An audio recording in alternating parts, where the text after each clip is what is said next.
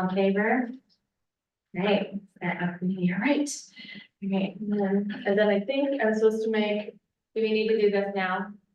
Yeah. The You want to amend the agenda? yeah, so I move to amend the agenda by adding an agenda item to the new business section. To adopt the revised school board calendar number 4. I'll second that. okay, all in favor? All right, so we'll address that on number, when we get that. All right, now, motion to approve the consent agenda. I move to approve the consent agenda. Okay, all in favor? Okay, we are cruising. Great. Like you're up. Okay, we'll dig with it fast. You see my report, there are lots of, construction stuff going on over the summer. Big fun. But, on my highlights, the seismic and bond projects are on schedule, even though we discovered a couple of major issues with our high school building. The projects are still on schedule. And we'll get to that a little bit later, in Joel's report. And then, the pre-engineered CTE building that has been donated to CSD was a highlight. And that's from R&M Steel in, Caldwell, Idaho. The owner's name is Rob. And he has donated 20,000 square foot building frame, shell, roof, walls, and interior frame for walls and interior. So we're moving forward with him, which means we separated from Soderstrom because it was a significant change in the RFP that we put out that they bid on in the meeting and won for us. But we legally were required to settle that agreement, and if we decide to go out for another RFP, then they're welcome to apply, but it would be a change, and that it would be my building design or engineering for the building. And then, the other updates there that I tried to bring forward are all in green. Trying to keep the completed ones there and in black, and then, and any updated information in green for you. And there are updates every day, so this was updated 2 days ago, so there are updates even as of this morning, but that's what we have on the report. Any questions or anything on my report? Can you share with the rest of the group, just, high level what we talked about the bid for the coolers at the middle school? That's a huge improvement. The bid for the coolers at the middle school, so well, Joe's gonna talk about the coolers that we're installing here, but at the middle school, we had started the bidding process for a cooler for that and last spring, early spring. And we had 3 bids coming in. One person decided to withdraw from it, so then we were down to 2 bids. And those were $1 million bids, million plus on the cooler to build it. And did that include installation or not? It included installation, yeah. So install $1 million. And then we, Gilbert, in working on the bidding process, has got onto a different type of a cooling system that could be put in that building. And that cut the price down in half to about 500,000. But then we reached out to make sure that we were getting all people, that we were contacting all contractors who could do this job. And in one of our contacts that we have at 4J, the facilities, the person that oversees all the bond projects and facilities, that, you probably want to get some engineers out there. So we did. Joel and Gilbert met with an engineer that looked at it, and he had some suggestions too. So, but that process, we're working on finalizing who we're going to select for that contract. And then that should be moving forward for the fall installation. Am I right on that one? Yeah, we're actively engaged with Solar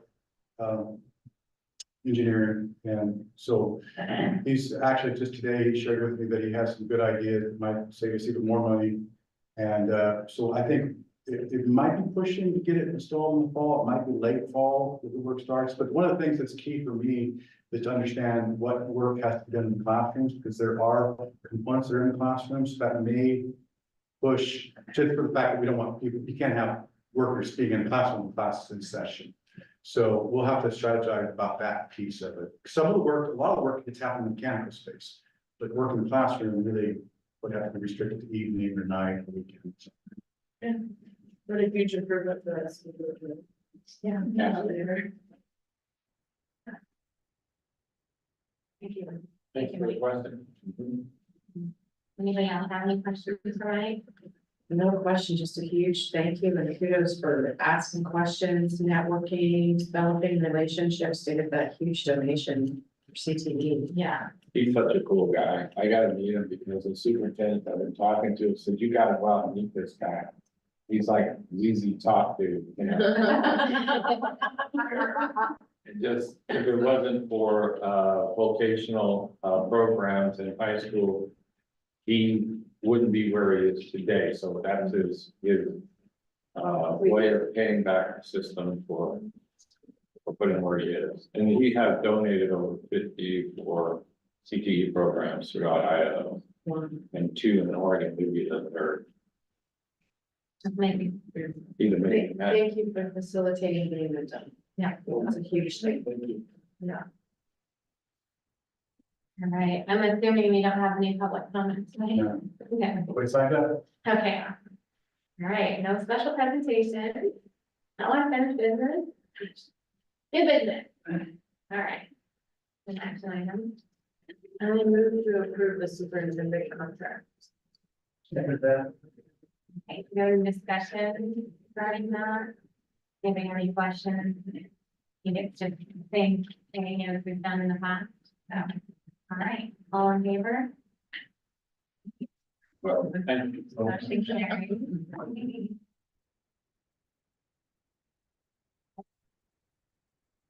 I move to approve the administrator employees agreement. Second. You said.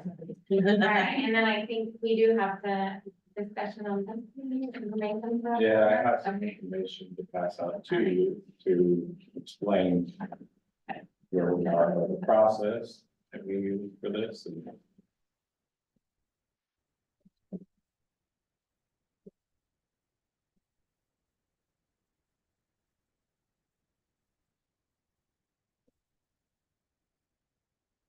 want me to read this aloud, or do you just want to read it? Okay.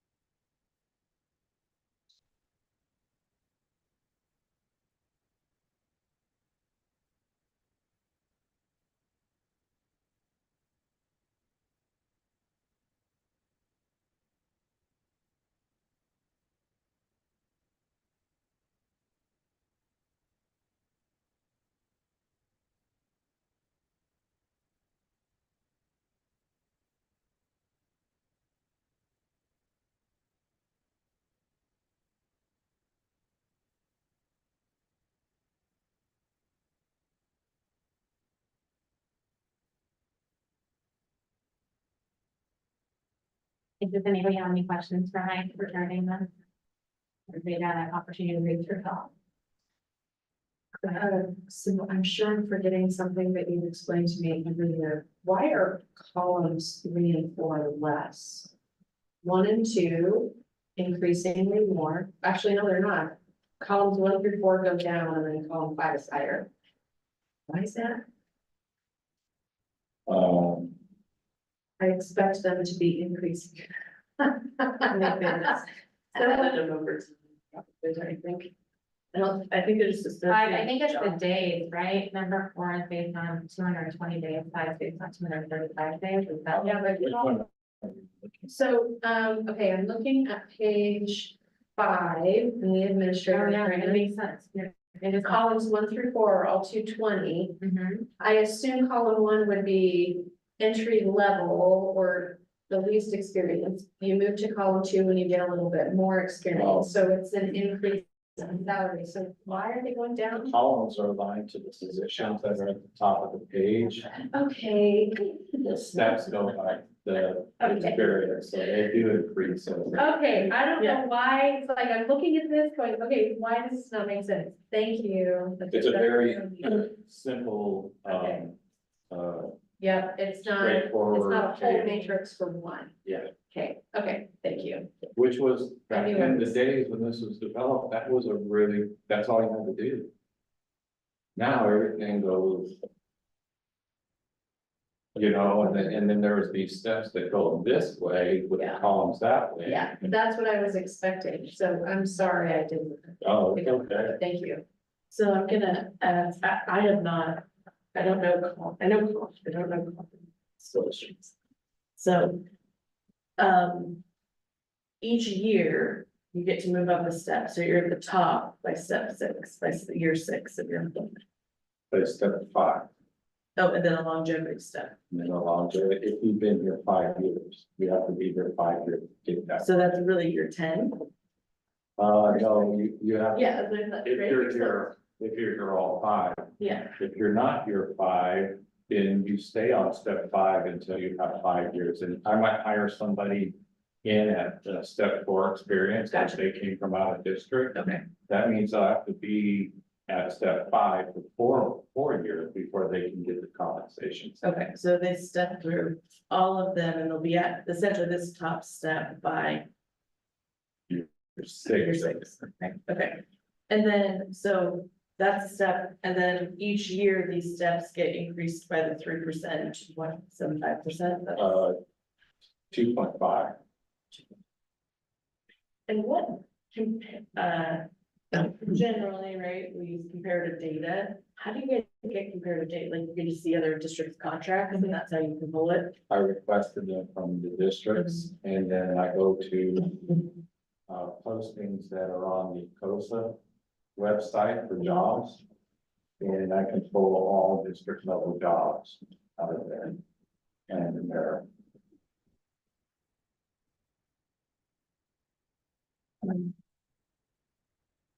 And what, do we fall in the median now, what quartile do we fall into? We're competitive, so we're not the top, but we're up in that range, you know, between average and. For all our positions. All. So we're at least a median, if not trending towards the top of the range. In just this county, or is it broader? No, it's broader than just this county. Okay. The data that was looked at was broader. Some districts out in beyond this, like in Eastern Oregon, they less, they work less. They make a less salary, but they work less days, so, but I still take that in and look at it. And then, other districts our size and small districts like us that are located up around Salem or Fort, higher. They're higher, and so, and then you look at Lane County, because the main recruiting, or I would say, where we lose our employees are competing against the other districts in Lane County. Or within, I would say, a 40-minute drive. And so we try to pull those in and take a look at those. But, yeah, so what we're looking at really is, are we competitive with the number of days on the contract and the compensation for the contract. The benefits are so different from district to district, but they do play in on compensation. One district might have 25 vacation days. Another district 12. We don't in some of our in this group and some of our positions. And those vacation days, those are money added to compensation, on top of compensation. But then personal days and holidays, they differ from district to district. Some we have, we're equal to, some we have less than. In some of the positions, in our building administrator positions, we're very in this battle. So if an administrator is looking to another district, they're looking to another district because they're advancing somewhere above a principal Yeah. or assistant principal out of this district, but not going to be a lateral move. Because the difference in money in the pay of the higher districts over there and us really isn't that significant for what they would like to have that. But in other positions, it's not competitive. In two positions, it is not. And likely just doesn't, just not right. Can we, I think it'd be good for us to see some of the data. I mean, doesn't mean it's gonna stop, but I personally am someone at this. There's a couple of these that are so significant that if someone asks me about them, I feel like I should be able to articulate. We did have a representative collaborating with me from the board. I'm not disagreeing with that. I just, someone asked me, I can't articulate it. That's difficult. I think the other thing to take into consideration when we're making this proposal is the amount. Yes, some of the increases are bigger than others. But also looking at the workload that has been asked of them that hasn't been compensated before. The things that the funding and the different programs and things that each of them has brought to our district. But also we're saving staff wise, like a whole person or person and a half of salaries that these people are doing that work with. Our business office manager, because one of the questions that I asked was, what is their education? And how does that fit into these categories? And how does that benefit the district? And so that person was enrolled in a program to try and achieve the next level, but you might ask, what does having a master's bring to the table? And so they enrolled and completed to become a school finance expert. And it took like 3 years to do so, in like however many hours, but is able to whip out anything that is asked of financially.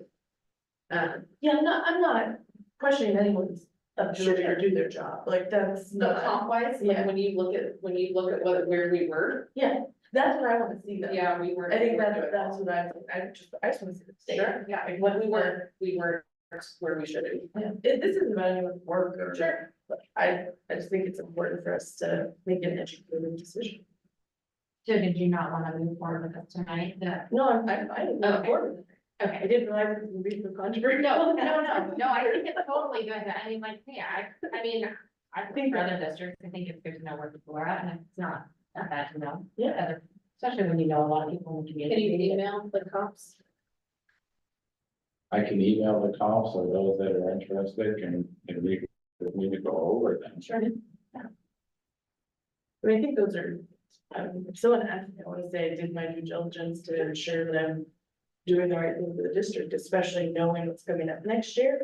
If we say, yeah, this is the right thing to do. I asked you the same question. Okay. How do we budget for this, knowing what's coming? Yeah. How do we have this built into our budget? And it was explained to me that when we have these different columns, we already have to have that column budget. So say we hired somebody that had a master's, like, we already had to be prepared for that person. right. But I was like, tell me why this works. How are we making a good financial decision for the district? Right, yeah. Good. All right, lots of good questions. Thank you, Mike. This was very helpful. Like, when I was reading it today, this would have been helpful to like read with it. I know you like to surprise us with your extra information, but I was like, what are we doing? And then oh, this is over here. So, all right, thank you. All right, so then now we're all in favor? Is that where we're at? Are we gonna move forward? Is that, is everybody gonna vote? Okay, all right, all in favor? Okay, the motion carries. All right, good discussion. All right, next item. I move to approve the list of compensated committees. Second, this is very much more straightforward. Any discussion around this? Any questions? All right, nothing changed on this, right, Mike? This is just basically the same. All right, that's what I thought. All right, all in favor? Okay, who made the second? Lacey. Oh, okay, I didn't hear you. All right, is it for? Yeah, that's your second for us. Yep. All right, now we're going to, Move to adopt the revised school calendar number 4. Is it attached somewhere? no, we're gonna just discuss. Oh, okay. Gotcha. Okay. Oh, a second. Okay. All right, so this is just, when we went into negotiations with teachers, we made a change to in-service days. Right, is that basically it? So Yeah. what we did was we had a teacher's in-service day on October 13th. 11th. October 11th. And that is a district day, so they're working for us on that day. And they wanted to have an opportunity or another teacher-directed curriculum in the calendar. So rather than adding a day to the calendar, we just moved that day to the first day of the school year for them. So they come back and they have that work day rather than, and now the October 11th is a non-paid day. That's a great solution. Yeah, it actually was, and I don't think it's very hard to get. All right, all in favor of the change? Great. Okay. Yeah. Now we're on to discussion. Mike. We have superintendent committee opportunities. We do have opportunities to be on the superintendent. We have 2 committees and I'm looking for, folks to come on board with me. We need 3 on the labor committee, and this year we have bargaining going in with the classified association. And then I need 3 for the policy committee, the all-party policy committee that we. Oh, yeah, I'm a policy. I got it too. Yeah, I like it. Okay, you got 2 right there on policy. Do a policy, okay, and then, I'll go back, I'll do labor again, if you need me to. I volunteer for the labor. If we ever. all right. Labor, I'll do it also. you'll do labor. When does it start? This will go into the spring, so it'll come around in February, March, probably. We really haven't sold policy, have we? Just between me and you. I keep talking it up. I have to brought snacks. Like, Mary, I'm sure we'll bring you a snack. I told her that's exactly what my response was. If you need a third person, I'm happy to do policy committee. I've done it before. I'll fill that role. Awesome. I'll have it. You got it. 6 people. 6 people, that's why we decided we would just take a poll tonight, so that Mike's not sitting there with his whiteboard going, "Oh, one person just wanted to be perfect." Look at that. We should be like. Nothing like peer pressure. Thanks. I'm good. All right, next discussion item is our board evaluation. Thank you, Joel, for getting this together for us. I appreciate that very much, and I was one of the tardy folks. All right. Me too. I did that. Sorry. And I was one of the. So remind me, outside of the board, who of our administrators gave us feedback? No. None. This is This is just- all board of. Not even you, not even Mike? This is No, just. this is just right. Yeah. Yeah. We just Yeah, work this great. is just that. This is how we responded, all 7 of us. Oh, there we go. They did. Maryland Cola. Because Marilyn stopped at the I think she was giving me a review on like how it was going, and I said, okay, I'm on it. Maryland success. Good job, Marilyn. Sleeping call Monday night, but like. They're like, oh, it's a little Oh, I did it as good as I got. So, good job getting it done, everybody. So we can review this, if anybody has anything that they want to discuss on it. I don't know what we've done in the past, like, do we just like look over it as informational for us, if there's something that is something else to discuss with you. I felt like when I looked at it, I felt happy about it. I didn't feel like there was like a lot of misalignment, anybody that was like really, in the effective, on right track. There was only one area where I don't know, I don't know the percentages, but, only one that had us in it. Yeah. Yeah, in terms of what we've done in the past, in my memory, that we've had a range of things. Like if we've just literally accepted this and done nothing else, we've had Right. minor conversations. And then we've even had a whole day workshop on how to, like, what do we want to change? Right. So I have energy around a couple of these that I would love to Yeah. just do something different with, but I don't know how we as a board want to talk about that, adjust that, if we want to do a small group thing. Yeah, I don't think that, like, if we want to do like a work session that we're thinking. Well, yeah, so, I mean, I personally love advocacy. I do a little bit of it each February, but not a lot. And I would love to coordinate and do more, because it's a personal interest. It's kind of fun to be up there, like, sell our story. Right. And so I've been up there only a couple times. It takes some help from Mike to prep us with information, right? And to coordinate with whatever OSBA is doing. And that's been the only times I've been up in Salem in February, has been when OSBA said, we've actually got a day reserved. So I've gone when those days have been reserved.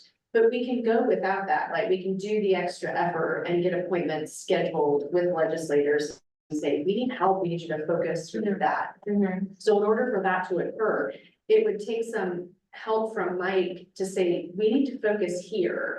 Like, this is something, and to go with enough data to convince, because they don't want to just hear us. You know, before Todd was really helpful each time I would go up, like, here's some data, here's some reports. I enjoy doing that, and I would love to do that. So I would love to figure out how to do that. Maybe a group of us would go up if there's others that are interested. As long as Mike can help support us with some data, because we want to. Are you talking about going up to Salem? Yeah, advocating up in there. The other idea that I would love is to be able to invite a lot of those legislatures when it's outside of the session into the schools. And Mike's been doing some of that, you know, when there's opportunities, but we could brainstorm different ways to get them down here and to talk about that. Yeah. So those are two things I'm super interested in. I can put some effort into it, but I don't want to work outside what the board wants. No, I think that's great. Especially since you've done it before, and I haven't know. Well, there's a lot of excitement this one. Yeah. Your advocacy captain. Well, you have you have some big elections coming up, but it's also the biennium. And there's a huge, you know, movement going from schools and communities to Salem, to the legislature, to do what's appropriate for our schools. So there's a lot of big stuff happening this coming year to get engaged with it. For sure, there'll be a lot of opportunities because of that. I believe on it. Now, does OSBA generally have something that, like, women, I don't read their stuff, but do they generally send out stuff that kind of lets us know when they are doing something?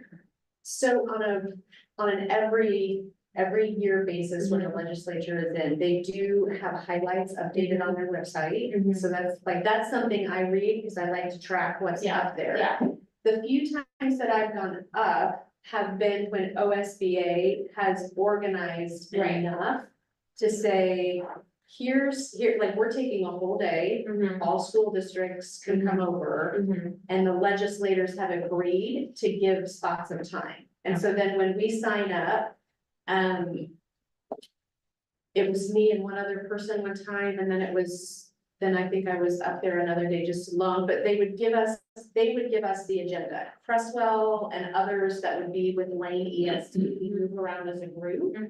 And so we have a spot with Senator, X at 8:45 AM, we've got 20 minutes. And Lane ESD sometimes helps coordinate, so we want to be able to focus on this kind of a message from our area. And so then we, Todd would give us the data, and so this is like Creswell's story, this is an actual example, as to why this is a problem for us. So those organized days are super easy, but if OSBA chooses not to do that, if that's not gonna be a focus, we still have the opportunity. I mean, I can call and get appointments and try to get a day together for us, like I can commit to that. Yeah. That effort. That'd be great. If we want to go up, okay. Okay, outside of an OSB coordinated day, I would imagine we would wanna figure out a forum or a format so that Mike can help us focus our message. What is our message? Cause we're not gonna be highlighting what OSBA is highlighting, Right. right? They always provided that theme. So we would, I don't know if it would be just me and Mike, and then I would bring it back to the board to say, is this the focus, a group, like whatever format we want.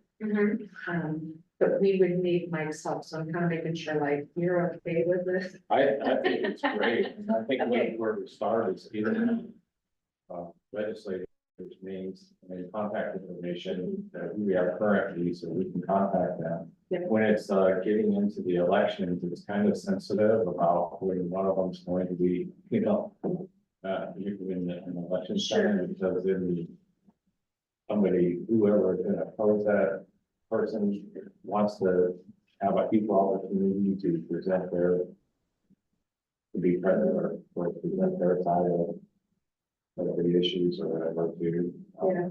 But I think that's the starting place, is to find out who is planting seeds and then reach out to them and start connecting with them about school matters and what bills are. Okay. Also, on the other end is with the OSBA and coastal representatives, our lobbyists for both of those. Yeah, And reach out to them and say, okay, where are you going? Where are we how going? can we have a voice? So I think Okay. that would get us on the path there. I'm happy to do some of that. I'm happy to have you do some of that.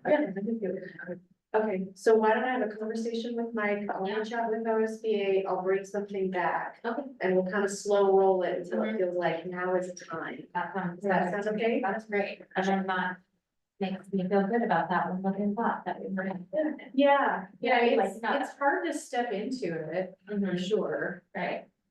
And maybe we should leave it like as an agenda item, and then if you need stuff from us, there's just like a natural spot to tell us. Like an advocacy check-in. Yeah. I would like that. Yeah.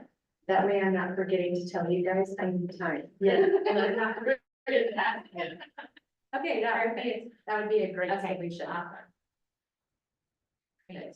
Any other, thoughts? I think there was some, a statement in here that probably for me are good reminders of being more thoughtful about the full district where I know I get focused on high school. So I thought that was helpful, that's good feedback. I agree. Just thinking, again, hopefully someone, definitely get easier now that I don't have any children in school to be more like all,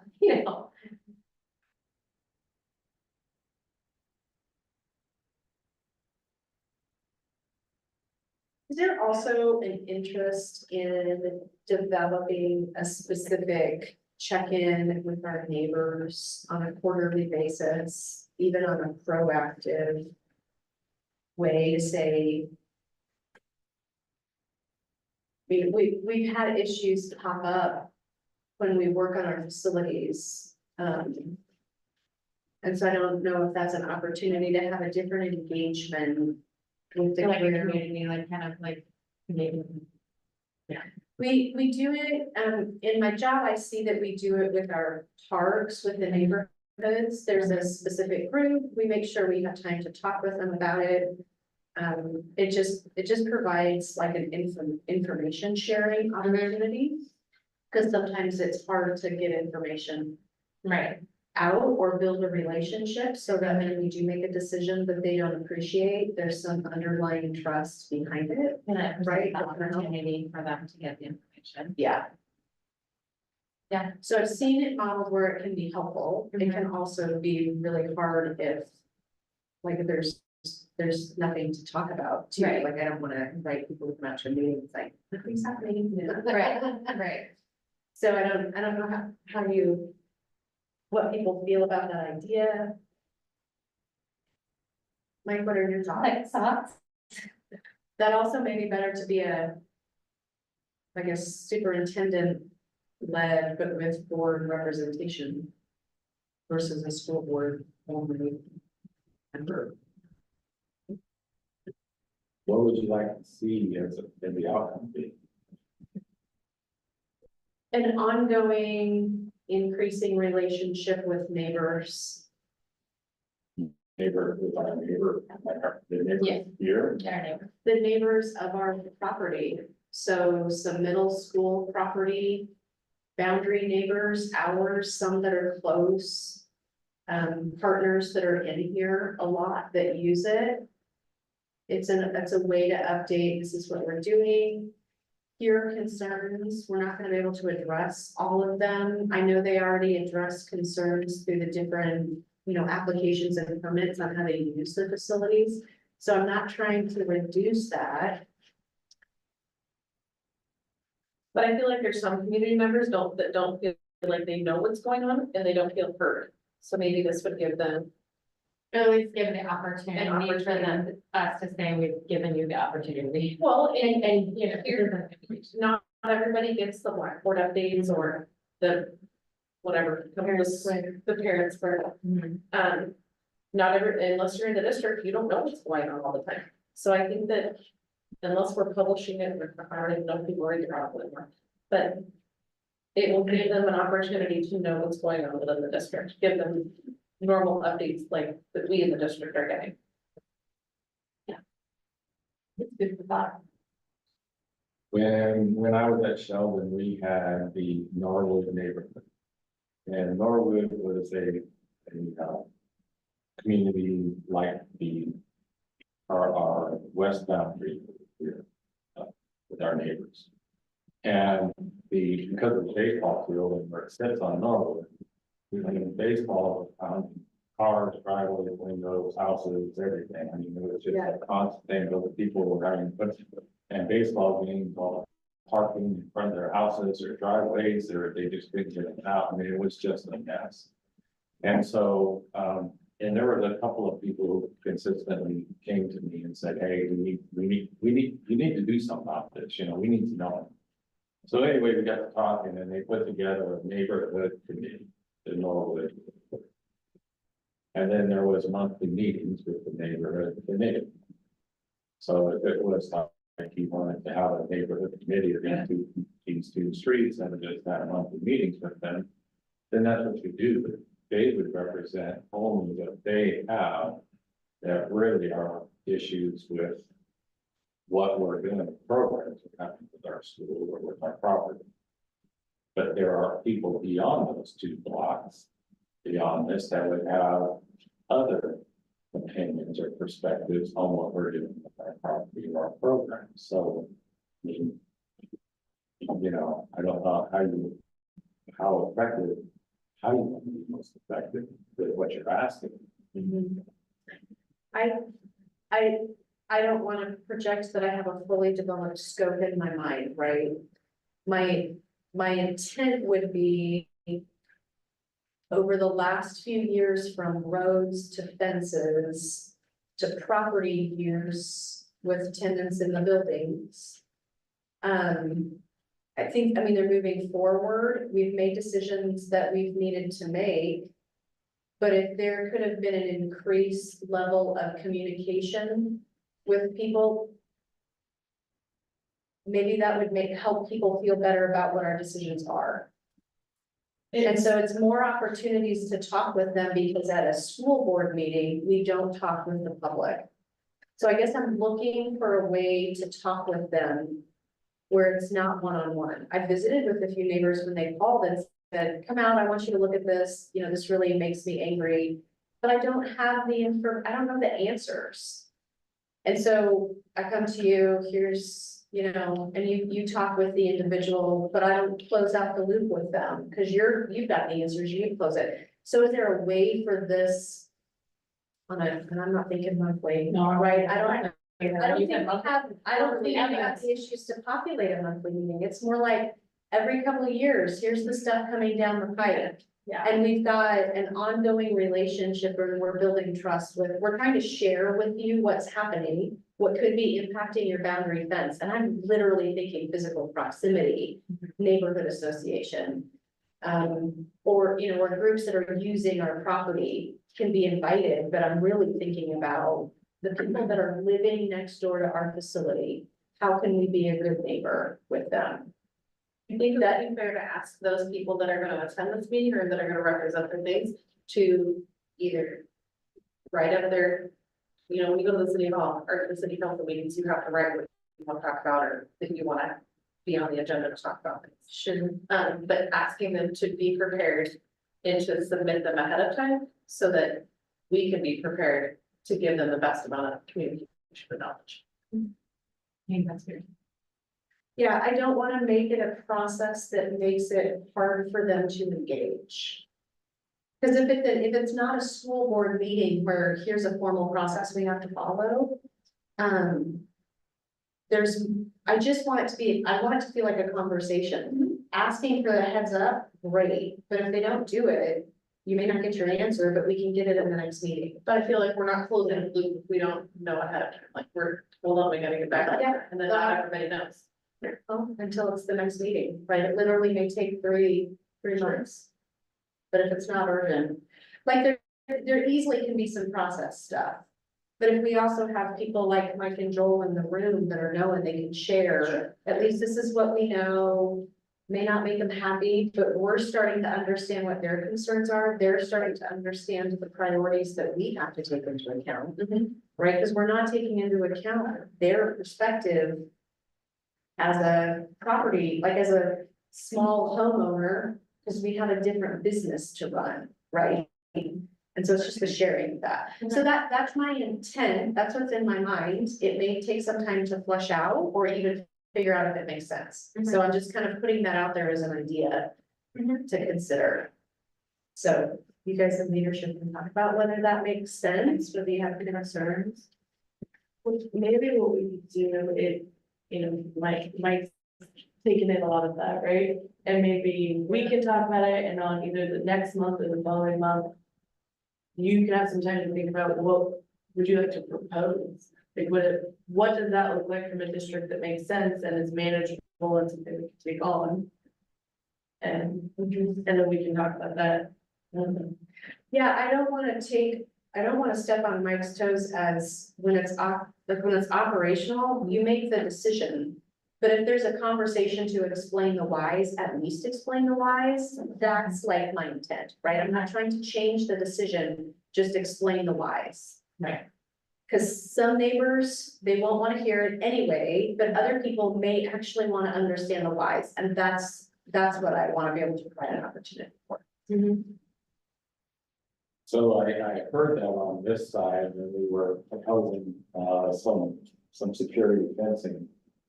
On this side, I didn't hear it, but what I learned from that side is having conversations and direct, information to each house when we're gonna make a move. So when we made a move on the ball fields this year, they got communication about the west side, the east side, why and how we see it on this side, what's gonna affect this side and that side, how it's gonna affect the changes that are to be there. And where the CTE building is going to be, and those kinds of things. And we got only positive feedback, is what I took from any of that communication. So I don't know. I don't want you to change that. I think when it comes to the communication industry, it's always more. Right, so the question is the intent of trying to get an ongoing conversation for people to share things back? Is that tipping the balance of more too much and ineffective and not helpful? And is it just gonna be a cesspool of complaints? Because I don't want that either. Neither side gets It'd happy. be interesting to know if other districts, I know you said that Norwood neighborhood does something with their baseball Yeah. field and it's fascinating them. If other districts have any other community outreach with neighbors, I don't know, like, I mean, if they do, or if there's a model we could follow from some other, district. That would make it easy. Because when neighbors are unhappy, you hear about it, it's hard for us to understand what the whys are and how to factor that in. Mhm. So how do we get involved in understanding what some of that is and where's the right line? I guess those are my questions, and I don't know if this is the right solution. We don't have to solve for it today. No, we Maybe. don't. But it's a great discussion item. Yeah, Even. we've struggled with this on and off over years, Yeah. so. Well, and this has been a couple of good years of lots of changes. And more to Yeah, come. and more to come, and that is probably the It's the a biggest thing thing to try, like a pilot, right? Yeah, something, I mean, because we're not done making changes, so we're gonna probably still have interaction with neighbors, so. So I think it's a good topic for discussion. Yeah. Thank you. Discussing more. And to your point, right, neighbor, but, looking at all these posters too. For a while, we were having community forums, we were talking about these things, and maybe there is an opportunity of something similar. Even in that sense, right, to even share the positive things that we're doing. Yeah, just like a positive way and for sharing, things like that, but, Yeah, okay, all right. Okay, Yes. I'll process. Yep, okay, good, problem. Thank you. All right. Anything else on the board evaluation? That was a lot of good stuff. Those were my two. I'm interested in having you asking those. those are. Okay. All right, we can move on to bond project and update. Okay. But we all really get. I make it a lot.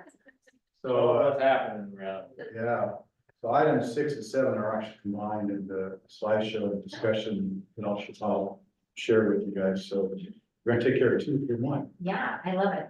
Yeah. All right. So we're gonna start with baseball softball complex, HS Bond, if you've been over there, it's pretty, every day I'm picking dust off my shoes.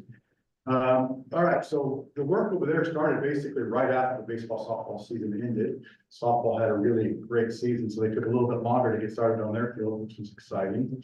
The excavation work included removing topsoil and stockpiling it for later use. So for a while, if we were over here, you couldn't even see the high school because we had so much dirt piled up behind the grade school. It was quite the pile because we were moving quite a bit of dirt prepped on the ground. Should have left it for all the kindergartners, the little. Well, they would've loved it. Out there. Oh my gosh, so much kids actually were having fun watching it.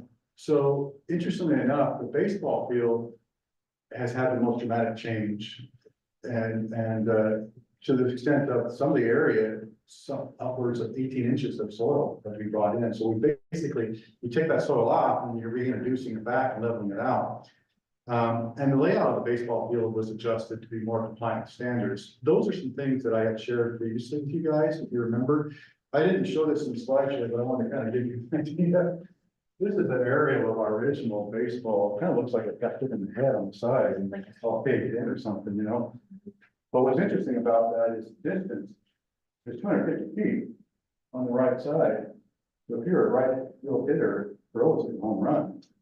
So our new field is meeting standard. 325, 375 in the center. And we're talking, this is what we see in the league, this is what we have. So that's pretty exciting to get a field that's uniform and doesn't have that weird scrambled eggs effect. Continuing with this baseball and softball complex, the field, everything over there is tore out. there is no dugouts left because we're putting new dugouts in. So the dugouts would all be uniform. They're 10 by 40, and that's for baseball, softball, visitors and home. There's gonna be built-in storage for the dugouts. There's gonna be new batting cages that's gonna be turfed and new bullpens. And actually softball field, because of the way the layout works out, their batting cage is huge, like 70 feet long. So you're gonna be able to put 2 and 2. It's gonna be, yeah, we should expect some really fun stuff out of the softball field, folks. The artificial field will have new updated fencing and netting backstops. You can see the berm there. You can see how deep it is, how it's increased on that middle picture there. And the last picture is the forms on the softball field for the stapler or the tag in for the artificial turf is that brown board, and the back untreated board would be removed because that's for the concrete form. And that's the spacing. So we're gonna have a mower, the ability that for the fence supposed to be within the concrete, so you won't have grass going up inside the fence. And everything's on schedule to be completed this fall. We are looking at later in September than we originally projected. That those are some information I was receiving just as of today. We might be dipping into a little bit of October because of a combination of some factors involved with how we're working on the drainage, and we want to get the drain, that all this is going to be drained into the city storm drain system. So we're not introducing any new water to any of our property, which is an improvement because the baseball field used to drain into the softball field, which flooded, and the softball field didn't know what to do with water, so they push it back to the baseball field. Real fun. And so, needless to say, we're working with the city to tie into their storm drain system. So there's some engineering work that's happening there to get that right side of the pipe. And working with Cliff, the first director, to get that done. There's also the installer for the turf. He has got himself booked up. So we're looking at mid to late September for the installation, possibly pushing a little bit into October. The nice thing about it is baseball and softball doesn't start till the spring. Yeah. And weather predictions from the National Weather Service shows an extended summer. It doesn't show about essential rain until November. I've been watching it very closely, so we're in pretty good shape. We're gonna be in the dry for a while. Not good for fire season, but good for this type of work. Well, could you go back there? Sure, absolutely. See the forms down there on the bottom picture, those are for the borders of the fields. We saved over $100,000 a field because the fence posts are going to be in the same border that is going to, the turf is going to be tacked to. And one word about the fence that we've been able to do is our outfield fence is actually 8 feet tall. And that's actually, speaking of kind of along the idea of communication and advocacy, Mike has said all our job of communicating with coaches and getting feedback from them. And the idea that, with a taller fence, you're avoiding injury. The student athlete reaching up and catching his arm or her arm. And so having a taller outfield pays off. So we're going 8 feet in the back. We got a variance from the city on that just today, actually. And then a 6 foot all the way around to the netting. And the backstop's going to be 30 feet high. So I measured that out 2 days ago. About 300 feet worth of netting for baseball. Primarily the reason for that is you see this little blue house right there. This greenhouse, we have to get the netting. It's weird on this picture, but it's about 100 feet from here to there. Because you have to get past that house because the balls actually get into that house. That blue house in the corner, balls don't get into the yard. So netting is 100 feet. And then we're gonna do 100 feet this way, which will protect our track. Softball is about 102 feet total of netting. We've done both, which is really nice. We've increased the capacity and the space of spectators. They'll be able to see a lot more of the game.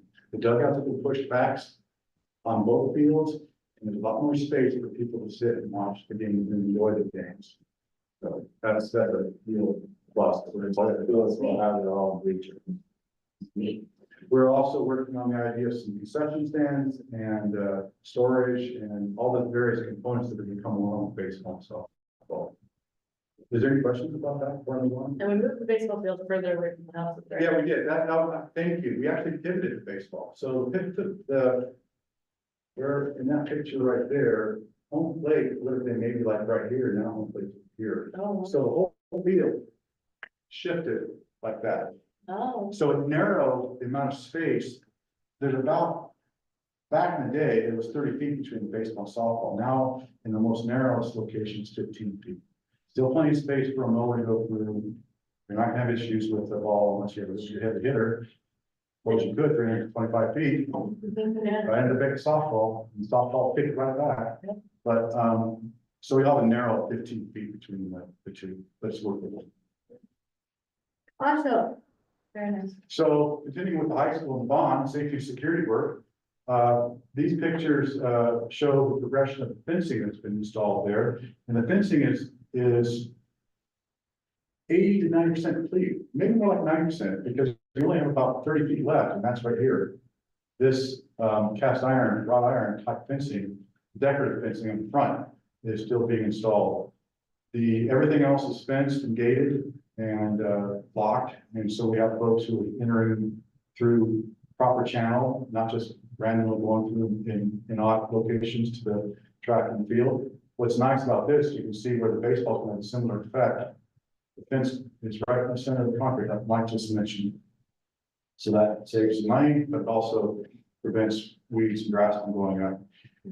To allow for our community access and essentially anybody else, folks who use our fields, facility use folks, we're going to be installing proximity card gate locks.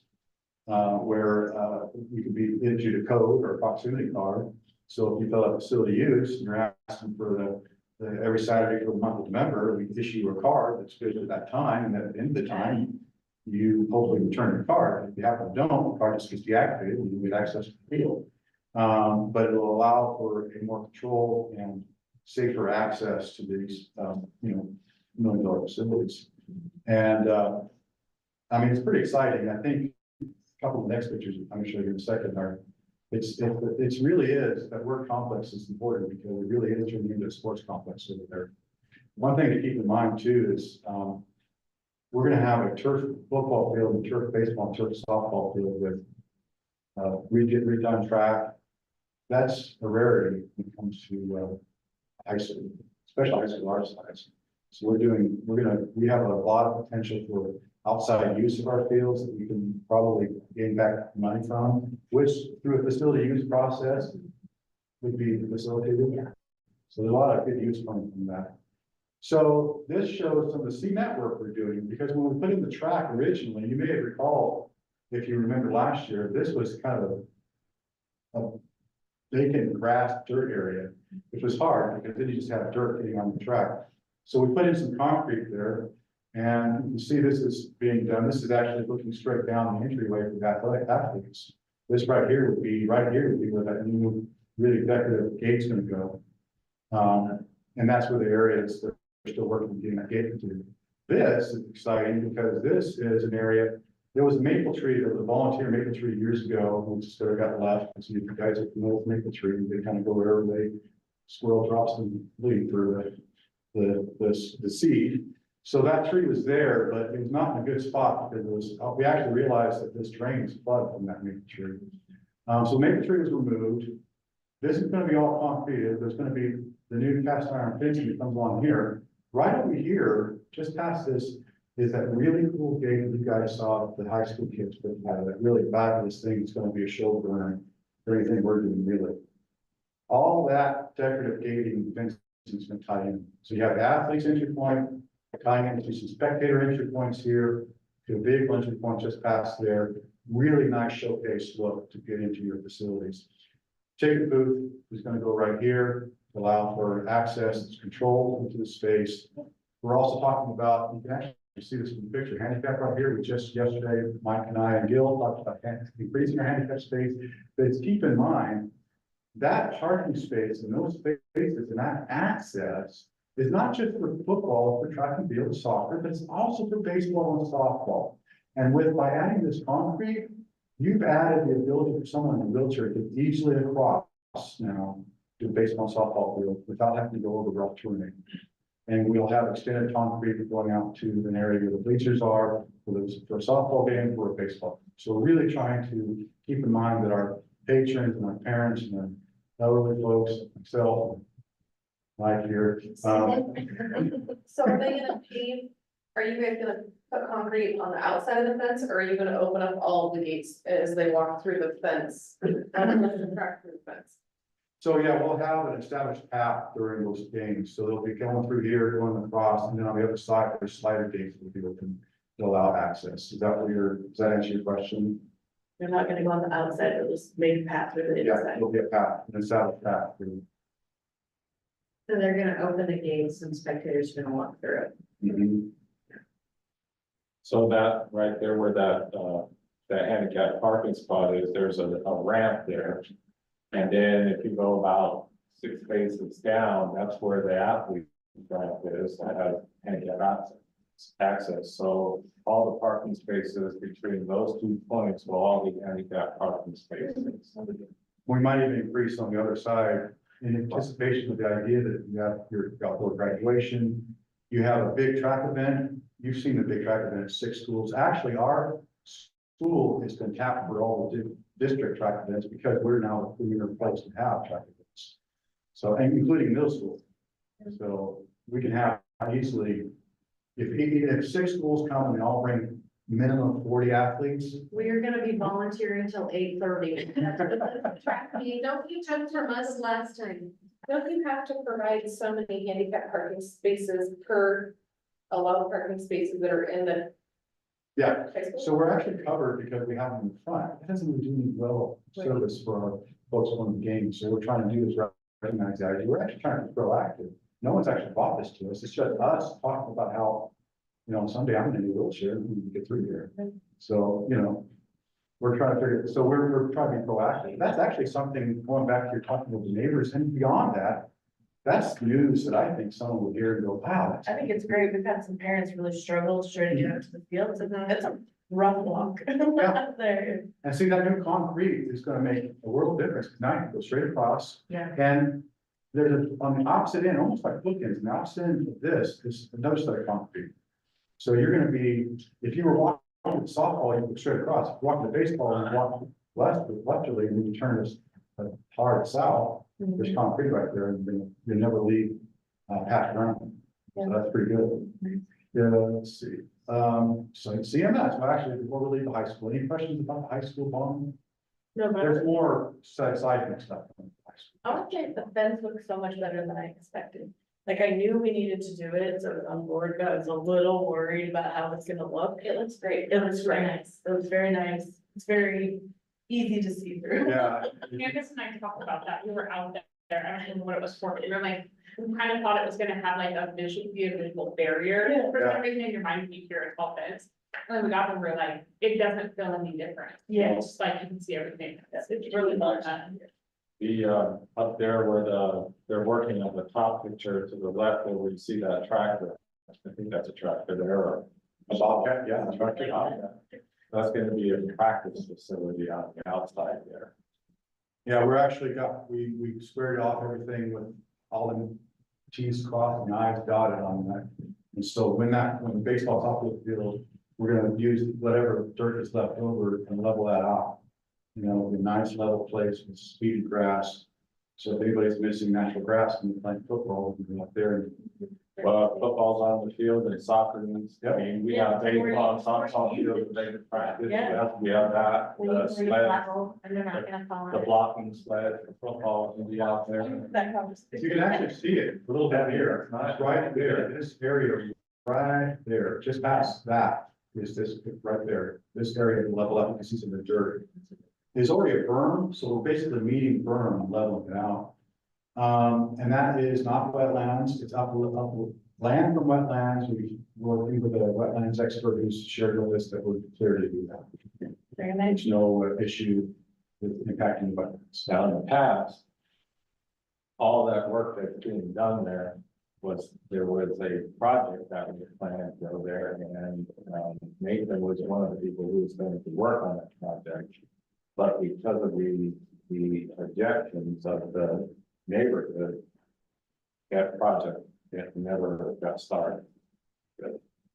And so we went through the procedures, we got what permits would we need, how are we going to do this with wetlands there, where do we stand legally in being able to do this? So legally we can do it. And letters go all the way up to the Portland Army Corps of Engineers, so we're in the clear to do that work right there. So middle school bond work, middle school doesn't have a lot, but they had previously, and there's got stuff coming up. Some of their stuff is more dollar stuff. We already talked about the cooler, and the generator. So anyway, the bond work at the middle school, you've got this nice cement pad that's going to have bleachers installed. So now, folks watching games at the middle school, they're within a nice fenced area, watching the game, and a set of fixed bleachers, which will be really nice, because now they don't have that luxury. The bleachers we bring over, 30 capacity, 30, these bleachers are not gonna be that way at all. I think it's gonna be 100 and 300, thank you. It's really nice.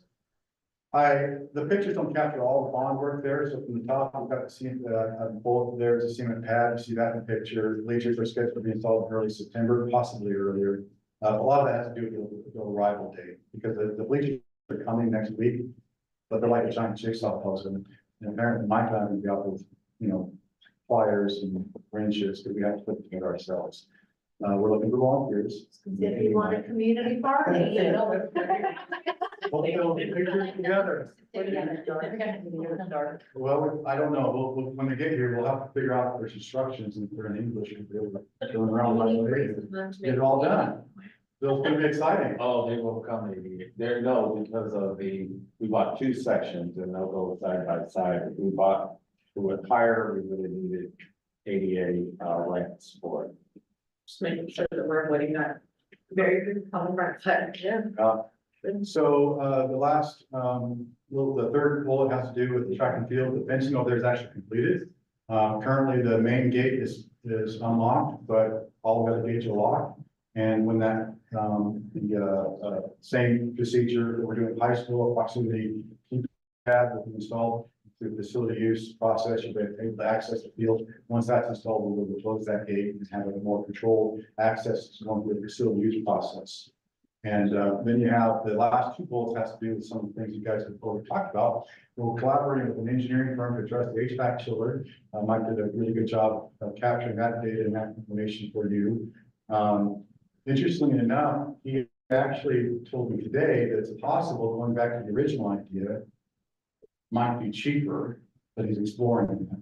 And so the person we're working with is the go-to person for 4J, and actually a lot of work with Eugene, I guess. And he's an individual engineer. He's semi-retired, but he does great work. He does things with the ULO. He's a kind of one of those go-to people. Turns out he has some experience in knowledge of prefab buildings, so I've been taking his brain about that and engineering there, because I love networking, and when I hear that, I'll buy you a cup of coffee and talk. So, and then the security upgrades, this is all three buildings we're doing this, we're not looking at, we will be doing. Is we're going to be adding proximity card locks, and of course, security cameras. I've been reporting on that all along, but new security cameras are being put into place. But proximity card locks are also going to be put in all three buildings, similar to what they have at high school, and similar to what's going to be at the gate of the fields, so that there'll be a controlled access to our facilities, and we can deactivate a card, or if the card gets stolen, we don't have to go out and rekey a building, we can just deactivate a card. In the end, that's going to save thousands of dollars. I've had, in my experience at this district, had to rekey the building twice, and the first time was almost 20 years ago. It was probably $7,000, $8,000, and the second time was much sooner, and it's like $15,000. It's a lot of money to rekey the building because you're rekeying the entire all the box. A lot of work. So when you add the price card system, those usually work off of like a magnet, right? Electronic magnet. Does that mean the buildings will have the ability to like push of a button, lock things down when you Yes, leave? Okay, absolutely. that's That is awesome. absolutely the case. I plan, as we get closer to that, I'll report back to you on how those look and what those look like. But the system we're gonna have will have a push button in the office. And actually at the middle school, we already have this feature. I worked with Silky Communication 5 years ago, 6 years ago, they installed this. They can activate a lockdown from one of our two radios, just Yeah. entering a certain key code. Yeah. but we don't share with anybody, locks all the doors. But these two buildings now will have that technology when you're done with this. Exactly. project. And what's really even better than that is an idea that you can collaborate. If the high school is knee deep in fraud because of an issue going on, and Mike and I realize what's happening, they need to lock down, maybe they're in a position where they can't get themselves locked down because of what's happening. We can remote lock that building and get every door locked. That'll be nice. And lock this one so it doesn't. Exactly. Exactly. Okay, love that. Yeah, so CS bond work, new siding for the modulars are being installed. The modulars have needed some TLC for a while. They were installed in 1989. So they're aged, but they have some years left, and the new siding will give them even more years. They were just re-roofed. And sure look new. Huh? If they're old, they sure look new. I know, right? So the siding it looks familiar, it does hopefully, because it's similar to what's the siding of this building. And we're gonna be painting them in the same theme as this building, so they're gonna be uniform. New HVAC system for the gym is good, that was in Bond, or is in Mike's report as well. It's been installed. The new cooling tower was installed. And ADA compliant restrooms for this end of the building are now complete. And there might be a little bit of finished paintwork, but they're complete. And so that's really good. And same note about the security upgrade, the proximity and alarms and stuff.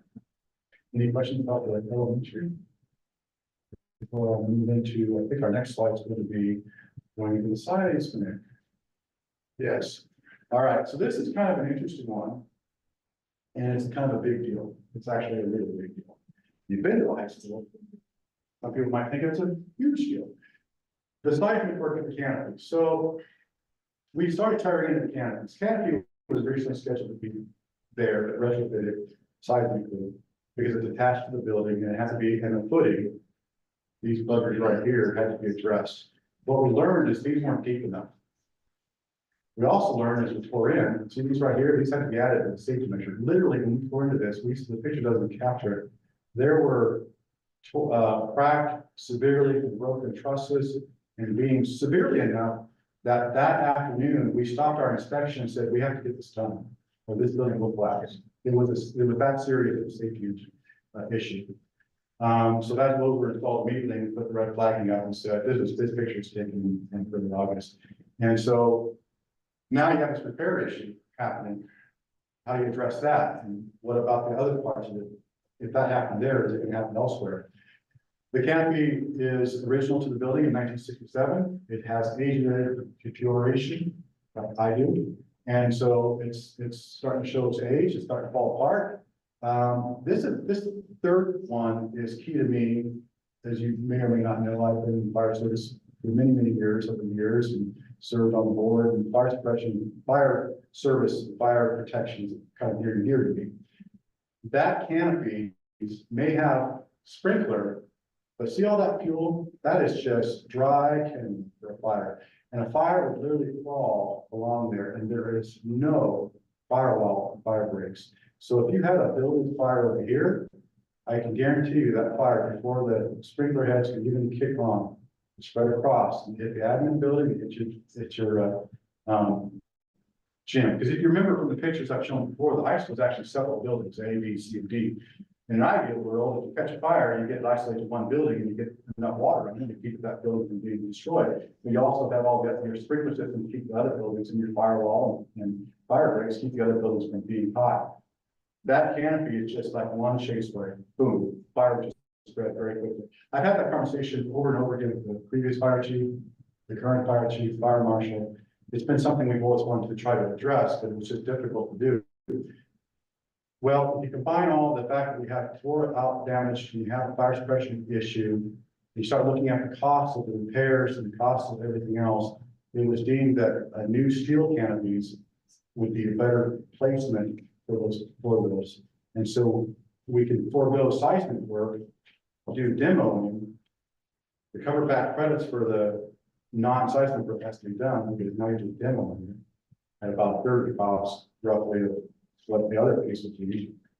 And we're in the process of designing steel canopies that would take their place. Now the steel canopies, I should have added that picture, but this right here if you're familiar with the commons, there's some steel canopies that go across. We're looking like something like that. That'd be a very modern, very slick look to our steel facility over there, plus it would be much safer and probably outlast most of the building actually. Well, that's definitely, Joe, I wanted to mention something there, where where the canopy attaches to above the music room. And starts running down that hallway there. That was where the first truss was broke. It broke because of a water leak that was in there over years. Water leaked in. We didn't know it had a water leak. And then the wood dried, and the water leaked, and the wood dried. Well, there's trusses every 20 feet maybe. And those trusses hold up weight. Each one holds its own share. But when one is broken, that weight shifts to the next one. That one breaks and all that weight shifts down to the next one. So now you're at 60 feet. We have 4 trusses break. And we were already seeing tension on the next one. And so they were just dropping like dominoes and they start breaking quicker as each one breaks because the weight shifts and it just puts that much pressure on the next one. We saw when these were bent because of that. Go ahead, I'm sorry. Yeah, so it was bowed underneath there, but. So that thing was gonna come down at some point. Who knows how fast, I've got good snowmageddon and there you go. I mean, that's where it's at. But those lines running through there, there's a sprinkler line in there, but there's also electrical lines running through there and gas lines. And so when that thing falls and water gets into the electrical conduit, because it'll fall apart and their hot wires will be exposed. Strikes up, well, your gas line's already open, and it falls, it breaks open, now you have gas coming out, electrical, water together. And all of those are attached to the building, as Joel said. And you can't stop gas from burning once that line opens up and it's open and fire is going. It's already done, yeah. And the reality of it is keep in mind, when a fire is spreading, this is all covered, you can see it there. So I'm familiar because I've fought fire like that. It's like fighting fire in the attic. You have to tear it apart to get to the fire. So you're literally destroying the building to get to the fire because you have to. Well, the fire's going to keep advancing. And once it finds oxygen or gas, or fuel, it's just going to go like anything else. It's not good. Okay, so this is actually more. Are Yeah, go those ahead. canopies gonna be, they're not gonna be replaced before school starts? Like, No. that's gonna be a longer term. Yes, So that you're will be gonna long. have kids walking around your, Yeah, so what we're temporary working on stores. now is these pictures actually show some of that work being, the canopies being torn apart. okay, So the demolition is on schedule to be done by the 24th. And I'm gonna get to your question here in a second. I'll add that, keep in mind that the only canopies that are being demoed are the canopies that were affected by this current seismic project, which is the east to west from the gym, the front of the high school entry point where the rock is, to north to south, down to what Mike had mentioned, where it ties into the vocational building / the band room area. So you're talking about that area is being demoed. What's now almost like the mirror, like an E, the piece that goes east to west from the vocational, north to south from the academic, and east to west from the admin are going to stay. But those will be addressed next summer, because if you recall, we have a third seismic, a second one for that building that's going to be coming on board next June, and we'll address those canopies then. So to answer your question about, yes, those will be open. They'll have to be open to the elements. But we're looking at getting a temporary canopy that's going to run north to south from the front of the part to in the courtyard, so that people can walk to the commons and what have you. We're working on a strategy for sure. that. So currently, so either way, it wasn't gonna be done by the time kids get there. Sure. Because they were gonna have to pull up those posts, drill 5 feet down in the ground, put new posts in the canopies, down 5 feet, concrete those in and put them up there. So they were gonna be drilling holes all around the courtyard just to repair this canopy or do the retrofitting for this canopy. Likewise, the same thing is gonna have to happen with the steel canopy, so it's the same process as far as putting the posts in. It's a really good canopy. But, currently right now, they're designed, it's being engineered for us. design engineer, so. There is no way around this once they found these problems. But the safety issue of the canopy itself became the bigger issue that made the decision that they have to come down. Okay, so why are we not removing all of the canopies if they've already been identified as a hazard? Like, I get it, that's not part of this seismic thing, but you can pretty well assume that if these are falling apart like this, the others are as well. Why are we not taking them down and putting a temporary something there if you're worried about our kids' safety? So, let me answer You that. bet. So this one, when we found these broken trusses, we sent them inside. Crawl the entire canopy inside the courtyard to see if there are any other broken trusses, and they're not. So they're stable for now, and they rerouted the lines. Electric lines, gas lines, and our internet, or whatever lines, to carry our data, our technology. Out of the canopy. So there are no more broken trusses that go around to the other side. They're good, they're stable for now over there. And the hazards, the fire hazards are out. Are they stable enough to withhold a snow load, say we get the next snow again? If there's no broken trusses from the remaining canopy that's there, there's no broken trusses or beams inside it. We crawled them, Gilbert and Isaac crawled them and checked each one of them all there. That being said, obviously, Bill and I are taking extra steps, so if we do get a heavy snow load, I'm gonna take particular attention. Just because. Just to re-inspect them. Oh, yeah, they'll be high on our list of looking on this. So out of curiosity, because you mentioned natural gas, part of the seismic work would be including the automatic shut off. Right, so that if there's shaking in a building, the automatic shut off for natural gas should be turning that off. So that's not a fire hazard when shaking occurs, right? Right, Okay. the new retrofitting incorporates that in. Okay, I assumed, just kind of wanted to double check. It doesn't exhaust the existing gas in it, so you have hundreds and hundreds of feet of 2-inch line, which But it's not an ongoing flame. it's not ongoing, Right. exactly. You have several pounds of gas trapped in there until it It'll exhausts. eventually. Exactly. Okay, thank you. They, well, moving away from the canopies, any questions more about the canopy? Okay, Super interesting, thanks for the details. so the weight room, got some fun stuff happening there.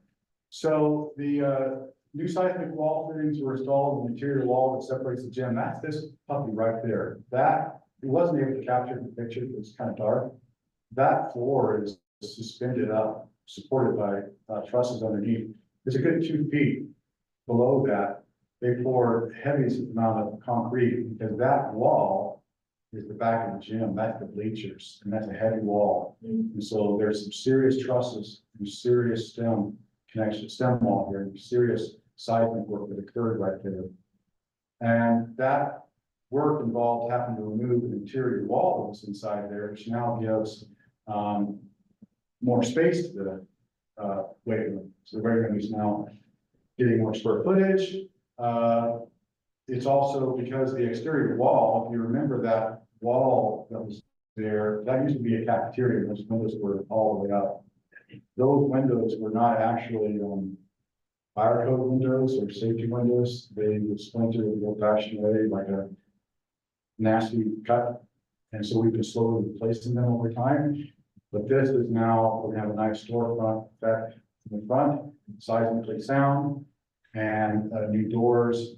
The problem we're faced with is the doors are delayed from the manufacturer. They're not gonna be here in time to get installed before school starts, so we'll have a temporary door in place. Still a solid door, it's just not the door that we're installing with the seismic.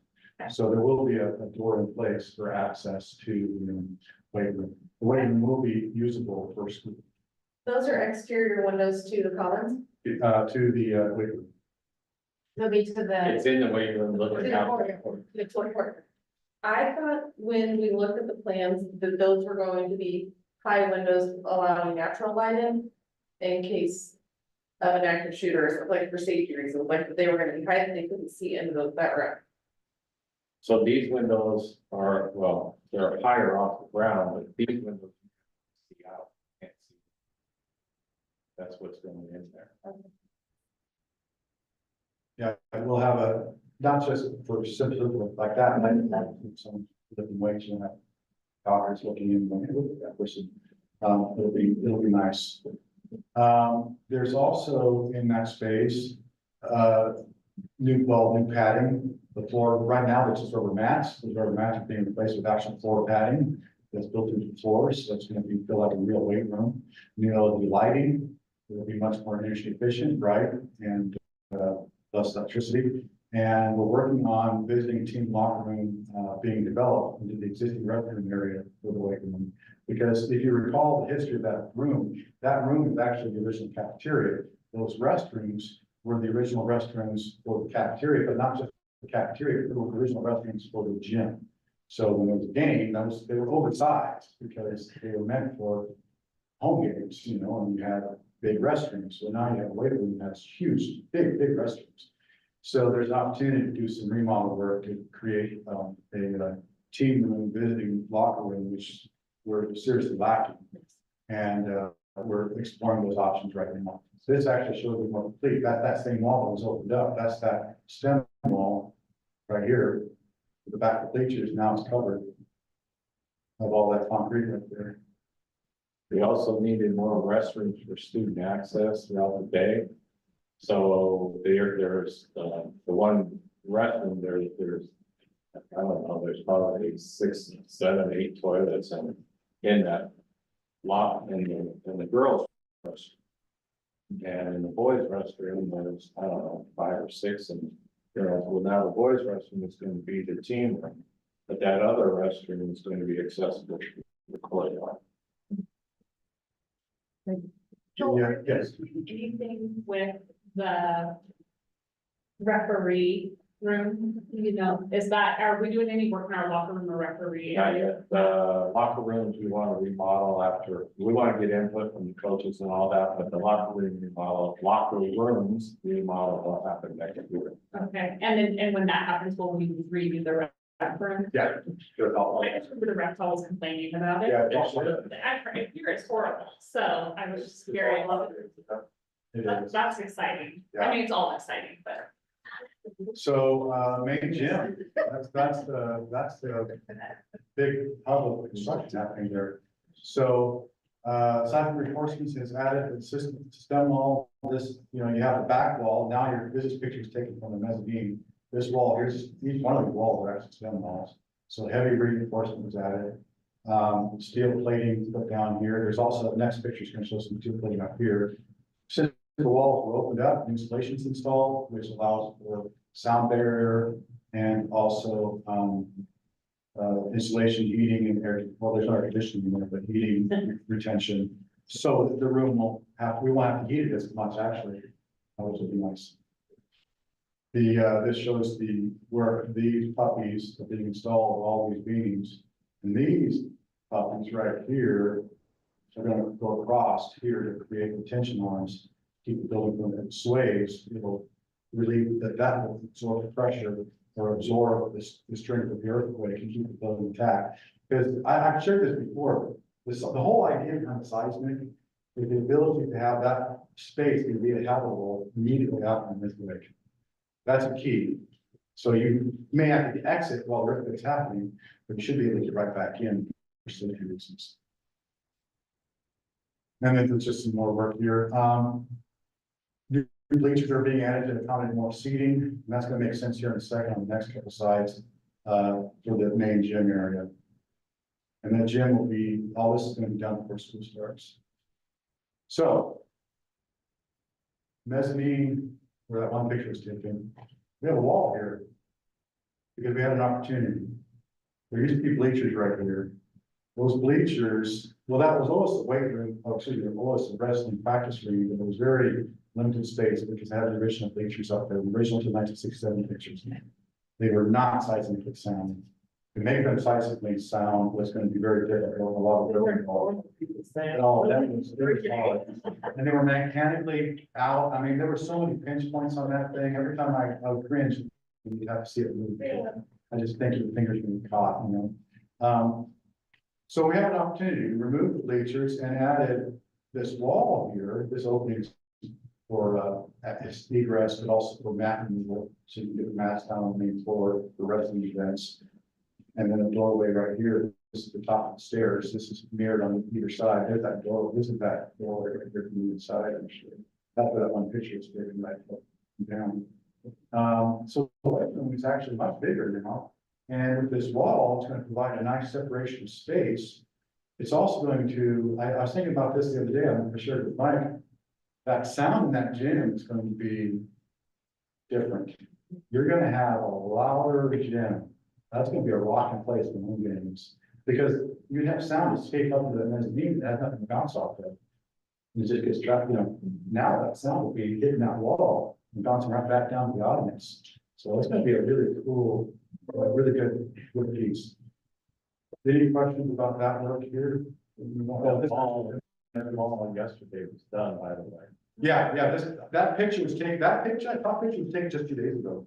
That's how fast they're moving. So when I say they're gonna be done, they really are, because they know they have to be, and they're making progress really, really fast. This actually shows how the HVAC is reinforced with steel to keep it from dropping.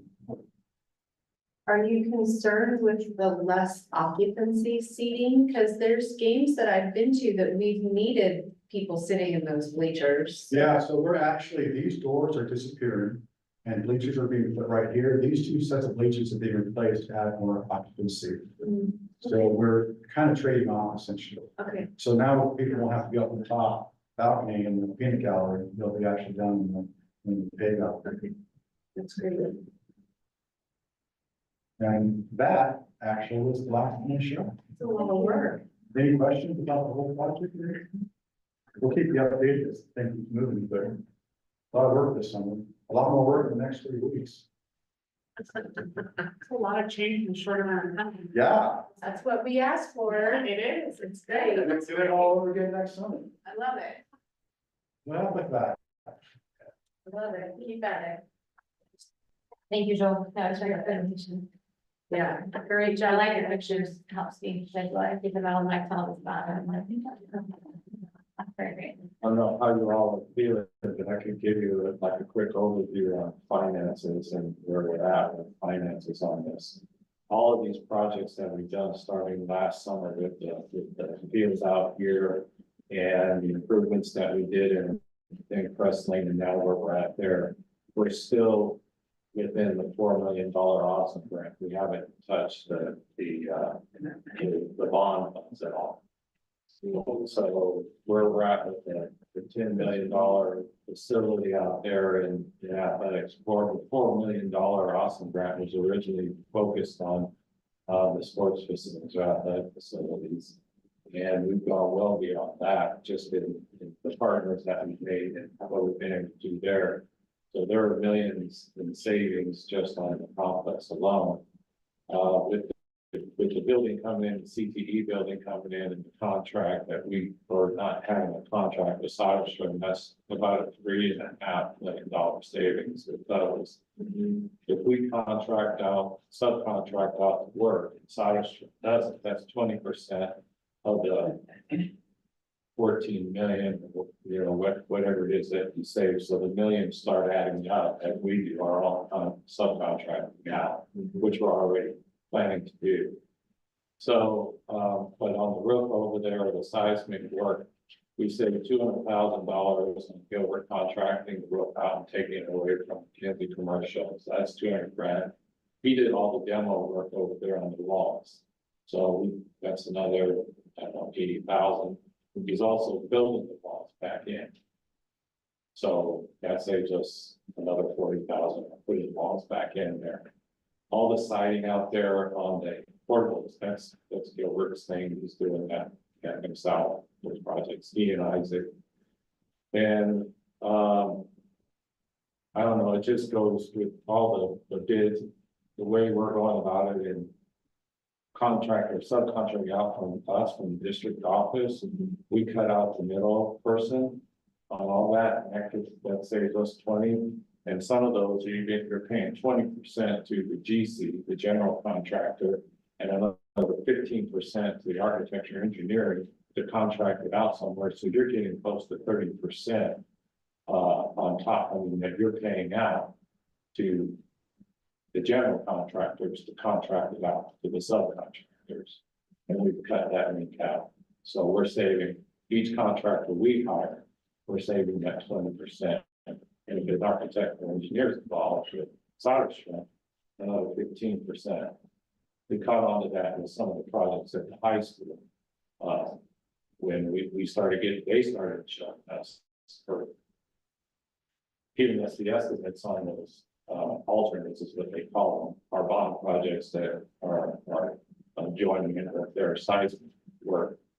And it just was the numbers just didn't work for us in our budget, so we started to pull some of that back, and then we found out there's a lot of money that we can save this way. And so that's how we're going to approach the CTE building. One of the ways we're able to do that is actually by you guys. You guys are the local contracting board of this school district. That's another title we share with policy. I mean, us working with you and the contract board and all that contract directly with contracts and such. Two questions. I heard the word credits. We talked about the seismic grant is maker demoing and not replacing. Or I know we are replacing, but. Right. So what does that mean? And what can we do with those credits? Or is there a time frame in which we use those credits? So we have to use them by the end of this project, which is by the end of, well, September. End of September. So we repurpose the money back into the project. So some of the work that we're going to need, so like the painting on the building, they're covering a third of it, which is about 75,000. We're covering 50,000. Well, we can repurpose those credits back into the painting. Now we're paying 100,000. They're paying 100,000. You know what I mean? Yeah. So we were just moving it around. We're gonna keep the 2.5. I have- We're not bringing it back to Yeah. scale. I had no doubt, I just thought I should ask the question. And then I think what we should probably make sure everyone knows is the commons. That because of this, it has to change our plans with the commons, at least for this year. At least in the commons now, it's moved down on the priority list. With the original estimate that we got on, this whole canopy situation, came in at about $800,000. That is almost equal to the commons. So we repurposed or reprioritized, based on safety versus convenience. One thing one little add, little nugget to talk about, and share about the bleachers is, Gillett and crew actually removed the bleach crew with ourselves and dismantled them.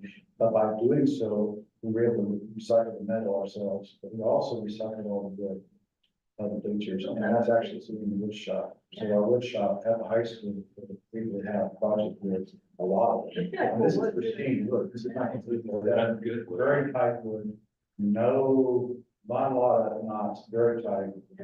Well, there's, But in that demo job alone, right there, the bleachers was $20,000. Say, This might not be projects for my house. Grant, everything costs. Sure, I don't remember. So there used to be like a fence in front of like where the wall is right now, a rail. Yeah. So now it's just the wall. Are we Yes. worried about spectators damaging the wall? I don't know. I mean, I have kids. I have a few kids. Yeah. I don't know. I mean, it's sheet rock, so you have all those people right against it. It's just the food for thought. I don't know. Repurpose your wood and make a railing. Repurpose your wood.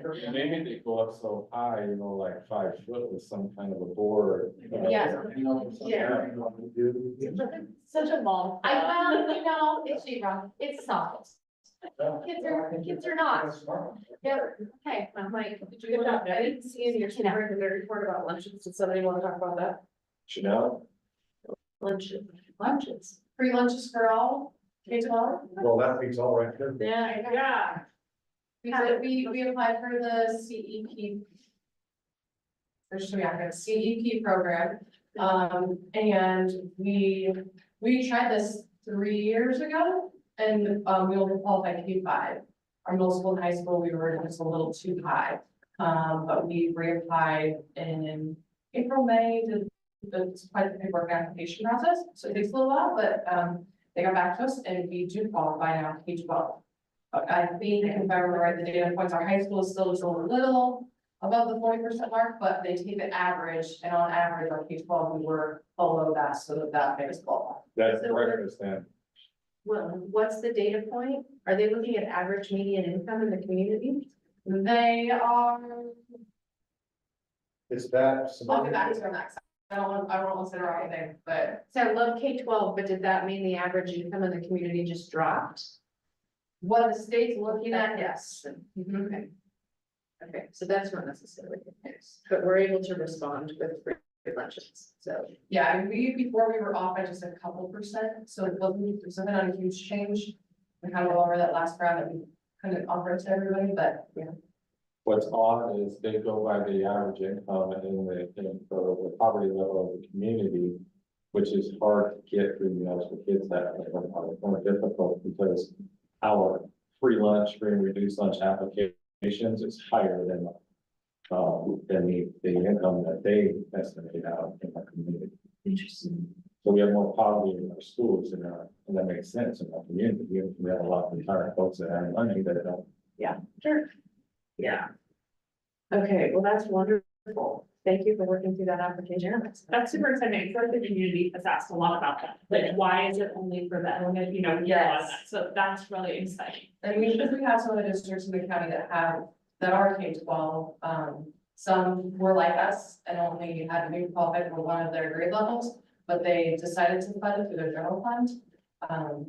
Do we have to anyways, yeah. apply for that every year? Is that like or It's is a it? 4-year cycle, so we're looking for 4 years on this. Oh, great. And that's about 500,000 a year. Can we share this with the community somehow, like can the school district publish it in such a way like that we get it out there so that? Yes, Bethany has a plan to put it out in the CSD 40, and then all of the principals are going to be putting it out in their back to school newsletter. And their office staff now know as well, so they can start talking with families. And then Vicky, the food service assistant that works in the district office, she and I are gonna work together on putting out, a letter of families who have a balance, so we can credit people back or there would be a purpose for some people sell lunch money on their accounts if they're ones that like to go back for a second meal, or if they're kiddos that like to just buy a milk, because we will still have that same process where we charge for second meals, but most kids won't need money on their accounts, so we are gonna send letters out to families that have money, so we get them reimbursed. It'd be great if instead of like the school having to cut a bunch of checks that they can refinance it in school fees, like just reallocate it to like their student product funds. And that's what we were thinking, which is why we're thinking about doing a letter, because at first we're like, oh, we'll just send mail a reimbursement check and say, this is why you received this, but then we're like, well, a lot of people either might want to keep some on their account and or have other things they want to pay for. So, we're gonna put them in contact with Vicky and she'll process that for them. Yeah, lots of good news. That's a good one. Right, last item, trustee reports. Mike gets to go first. Did you get your summary? About the only thing I've done this summer, I talked to Scott about Mike and I and the crew getting changed again, and I got a green light for that, and I was excited about that.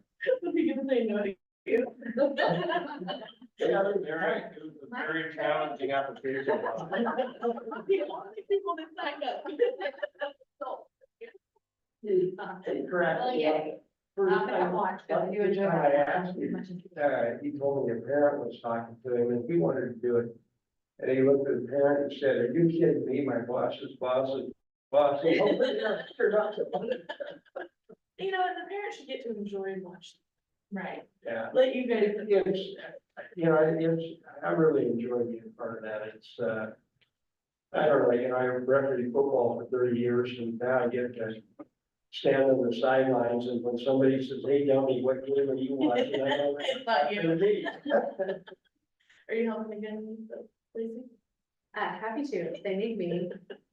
It's fun to watch. Nobody else wants to squat down, get the little flag thing, move it 2 things over and stand back up. So I get like my 50 or 100 squats in. Yeah. They just like to run around.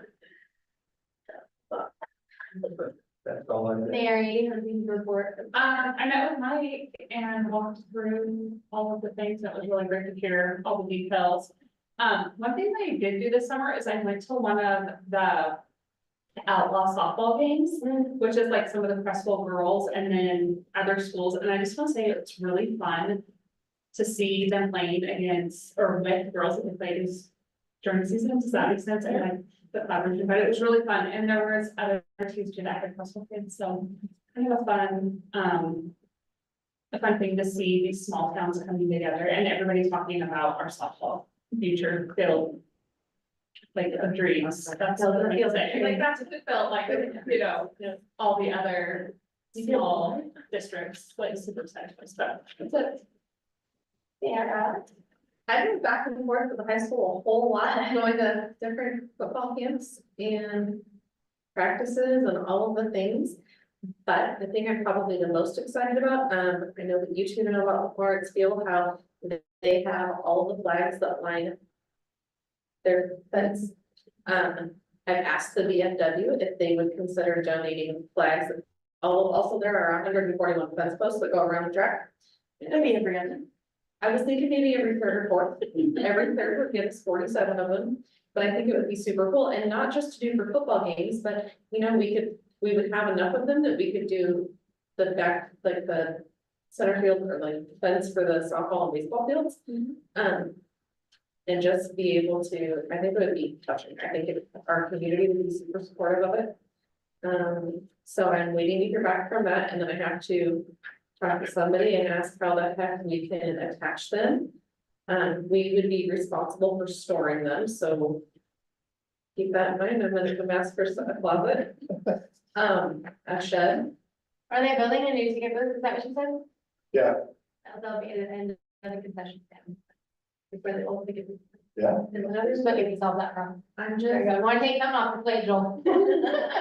I'm just doing different football teams and stuff. Awesome. But we also had, meetings. Oh, yeah, I love my favorites. Yeah, I'll see. I took the month of July out. Good, good job. Yeah, I feel like I don't remember what I did, but we met with Mike for at least 1 or 2 leadership meetings while I've been here. And to be honest, I don't remember anything else, so that's probably it. Yeah, that's all I got. Leadership. Sandy. Yeah. Excuse me, can we go back to agenda item 8 about the OSBA convention? Oh, I missed it. I'm so sorry. Oh, it's okay. I totally missed it. I was so like, oh, just here. So, the OSBA annual convention, if you are planning on attending this year, Marilyn has to know as soon as possible because she can't secure anything until she knows we want to go. And it is that Veterans Day weekend. I wanna go. It's the 8th and 9th. Yeah. And Friday the 8th, Saturday the 9th. Yeah. So if you want to bring on Thursday, let me know. And they, OSBA does not know, I've talked with them twice, they don't know when they're gonna open registration. But I need to register before I get your room. And So, it's like, let me know all the stuff. you know, like, yeah, all right, and then Thursday, maybe get this one. Okay, I would problem. Oh, let everybody. Yeah. Okay. Yeah. And I wanted to. We'll have to check on the first thing you do, like, touch base with this, technically the touch base. Oh, yeah. I know I'm not gonna travel on Monday. Well, that's good, Lance is the big boy. That I can leave behind now, or most likely he's gonna come and hang out. There you go. So, I think we had plans for those two to hang out together while Mary and I are conferencing it out. I'm really bringing Scott if you want to shower. Yeah, I'm ready tomorrow. Follow every world. All right,